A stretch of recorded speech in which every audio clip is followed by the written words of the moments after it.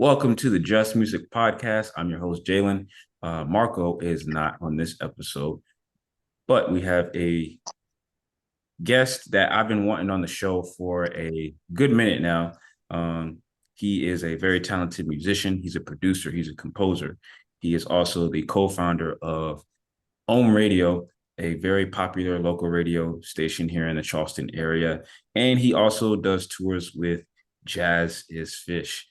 And he also taught at Marco and I's alma mater, College of Charleston.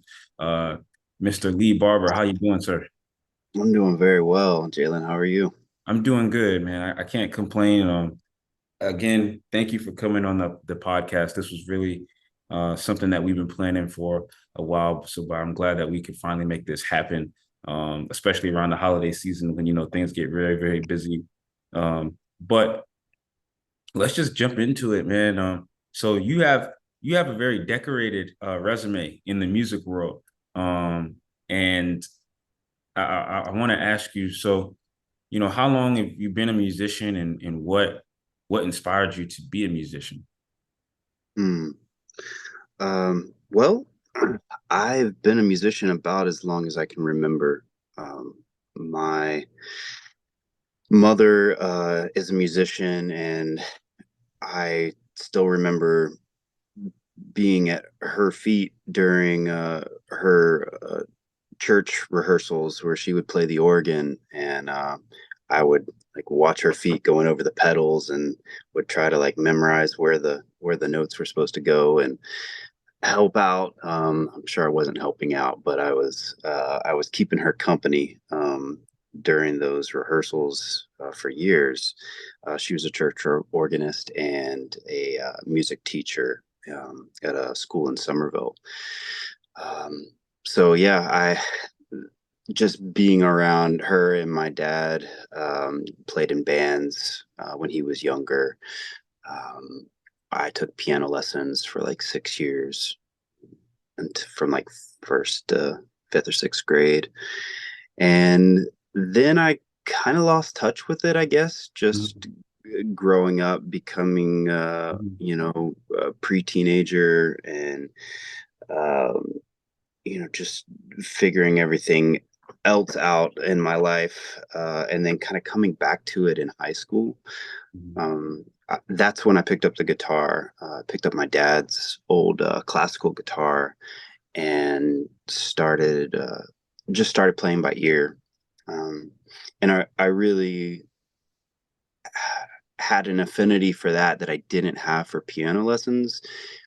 Piano lessons to me were a lot like school because there was theory and there was the like rote memorization of Mhm. classical pieces, and it just didn't really connect with me um, until I had an instrument that I didn't have to take lessons on, which was the guitar. And I was at a different age where I was really, starting to grow up and really become discerning about what I like.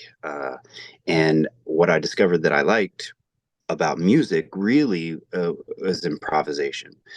And that has kind of carried me for the past, 3 decades. Um, and to all sorts of different directions within the musical world, but all centered around uh, the surprise, and just delight of and sometimes terror and defeat of improvisation, Mhm. particularly jazz improvisation. Yeah. Yeah, that's really cool that your mother was a church organist and also a teacher, music teacher, and how at a young age that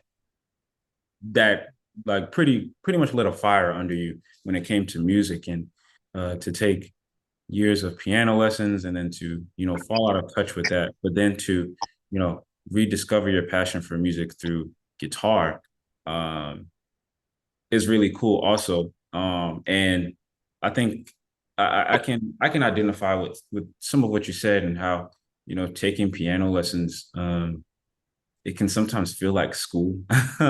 Because I didn't really start playing piano and keyboard until I got to College of Charleston. It was my freshman and sophomore year. I took piano classes. It was mandatory because at the time I was a music major. Now, personally, I actually really enjoyed it because as a kid, I always wanted to learn how to play piano. Mm. But then um, once I graduated from College of Charleston and I really started going to see other people play and perform live, and you know, the idea of taking either bass lessons or any type of lessons when it came to music, um, I no longer really wanted that um, because I felt like, at the end of the day, it's music. And I can't, you can't really teach somebody how to create how they want to create. Not to say that there isn't, principles and fundamentals and all that stuff that is very applicable and essential to music making, which it very much is. Like nobody wants to listen to a song where you're playing off beat. But um, with you touched on it, improvisation, and just, you know, coming up with an idea off the rip and, just seeing where it goes from there is very exciting. And with my band that I was able to get off the ground uh, this year, to the listeners, thanks to Lee, because he booked my band multiple times for the Dewberry Hotel. And those were always fun. And we're very appreciative of him for that. But it was at gigs like that, and then some other gigs that we've done where, I had the opportunity to really explore my improvisational skills and also venture more into a style of music that I really come to appreciate and love when I got to college, which was jazz music. And yeah, so to hear you say all of that definitely speaks a lot of volumes. So Well, you're a multi-instrumentalist, right? yeah, yes, sir. Yes, sir. Yes, Who sir. did you study with? So when so the first instrument I started learning was trombone. So I didn't actually start taking trombone lessons until um, I got to college. Because, in my hometown, there was no trombone instructors. So in high school, I pretty much taught myself like the basic fundamentals of theory because my band director didn't teach those things. We pretty much, learned the music that was on the page and, learned like musical terms like forte, mezzo forte, and pianissimo, all of those other stuff. And then when I got to college, I took 2 years of trombone lessons with Carrie Bates. Um, very, very, very good trombonist and instructor as well. And she helped me a lot when it came to becoming better as a horn player. And then I took 2 years worth of piano lessons at College of Charleston with Dr. Sanchez, Dr. Paul Sanchez, who's incredible. He's been nominated for a Grammy. And then with bass, I've never taken bass lessons. I taught myself everything I know about bass, and that was from, I had a book. I think I still have it. I think it's called Bass Playing for Dummies or something like that. And so I'd like really read through that book, and then also watching a lot of my bass heroes on YouTube, like Victor Wooten, Marcus Miller, Lewis Johnson. Also listening to a lot of music and listening to the bass, like those old '70s records, R&B, funk, jazz, and really developing my ear. So that's really where it all came from. So yeah, when I tell people um, who did I study with, I'm like, I studied with the greats through YouTube and like listening to CDs.